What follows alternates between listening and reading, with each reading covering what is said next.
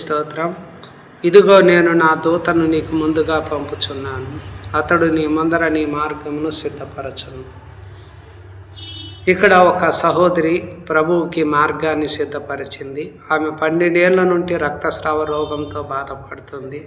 అనేక వైద్యుల దగ్గరికి వెళ్ళి ఎన్నో తిప్పలు పడి తన కలిగినదంతా ధనాన్ని ఖర్చు పెట్టుకొని ప్రయోజనం లేక దుఃఖముతో ఉన్నింది. ఆమె యేసును గురించి విన్న తర్వాత తన గతంలో నడిచిన ఆ మార్గాలు వదిలేసి ఆ తలంపులు మానేసి యేసు వైపు తిరిగింది. నేను ఆయన వస్త్రాలు ముడితే బాగుపడతాననుకుని జన సమూహంలో ఆయన వెనుకకు వచ్చి ఆయన వస్త్రపు చెంగు ముట్టెను. వెంటనే ఆమె రక్తధార కట్టెను.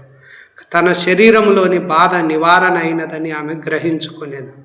అందుకు యేసు అంటున్నాడు, కుమారి, నీ విశ్వాసము నిన్ను స్వస్థపరిచెను, సమాధానం గలదానవై పొమ్ము అని అన్నాడు.